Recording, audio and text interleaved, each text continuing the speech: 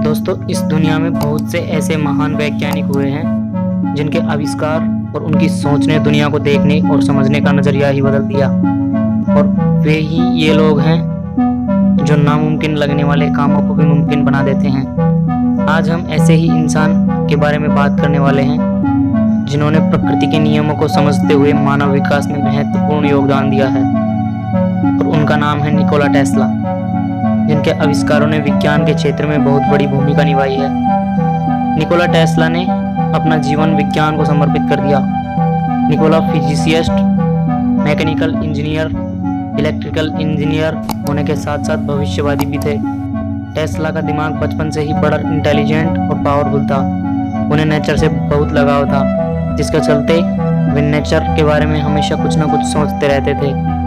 Tesla को विज्ञान के नए नए आविष्कार करने की प्रेरणा उनकी माँ से मिलती थी। वे इतने इंटेलिजेंट थे कि कठिन से कठिन सवाल को भी अपने दिमाग में ही सॉल्व कर लेते थे।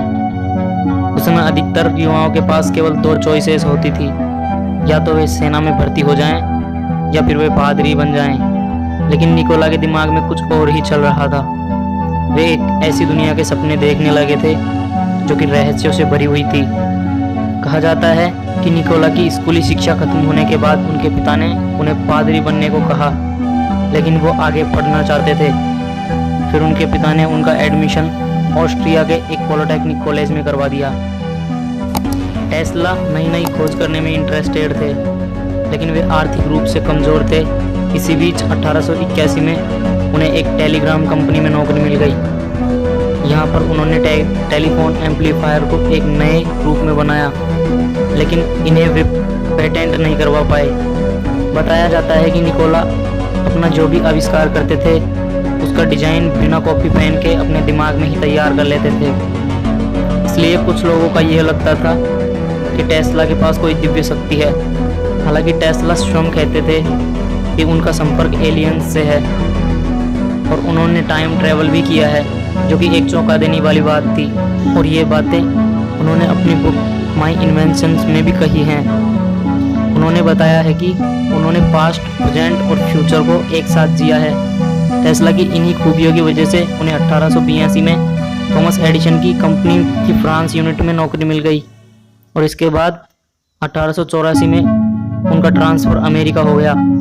टेस्ला ने थॉमस एडिसन के आविष्कारों में बहुत बड़ा योगदान दिया, लेकिन समय के साथ साथ टेस्ला और एडिसन के बीच इलेक्ट्रिसिटी वॉर हो गया, जो एसी और डीसी के लिए था, जिससे उन्हें एडिसन की कंपनी छोड़नी पड़ी। फिर उन्होंने अपनी खुद की एक कंपनी खरीदी और उन्होंने एसी प्रणाली लाकर पूरी दुनिया को ही बदल दिया। उस समय निकोला के दिमाग में आने वाले विचार तब से काफ़ी आगे आने वाले समय के होते थे। 1901 में निकोला ने एक ऐसा प्रोजेक्ट तैयार किया जिसके जरिए वायरलेस इलेक्ट्रिसिटी पहुंचाई जा सकती थी। इसके लिए टेस्ला एक गुंबदनुमा इलेक्ट्रिक टावर बनाने में काम कर रहे थे, जिससे कि रेडियो ट्रांसमिशन के जरिए पूरे शहर में वायरलेस इलेक्ट्रिसिटी पहुंचाई जा सके। लेकिन निकोला के पास इसके लिए फंड की कमी थी। तब उन्होंने उस समय के सबसे बड़े इन्वेस्टर्स में से एक जेपी मॉर्गन को अपने इस प्रोजेक्ट में पैसा लगाने को कहा, और जेपी मॉर्गन ने इसमें पैसा लगाया भी। लेकिन जब मॉर्गन को ये बात पता चली कि इससे निकोला शहर में फ्री बिजली पहुंचाना चाहते हैं, तो उन्होंने टेस्ला के इस प्रोजेक्ट को फंड देना बंद कर दिया, और निकोला को आर्थिक रूप से कमज़ोर चलते 1905 में इस प्रोजेक्ट को बंद करना पड़ा। और फिर 1918 में जेपी मॉर्गन ने इस टावर को पूरी तरह से ख़त्म करवा दिया। इसके बाद टेस्ला ने सन 1934 में एक नए प्रोजेक्ट जिसका नाम था डेथ बीम, इस पर अपना काम शुरू कर दिया, जिसके बारे में हम आपको आने वाली वीडियो में बताएंगे। आज के लिए बस इतना ही। कैसा लगा आपको हमारा वीडियो, कमेंट करके ज़रूर बताना, और वीडियो को लाइक, शेयर एंड सब्सक्राइब करना मत भूलना। मिलते हैं अगले वीडियो में, तब तक के लिए बाय।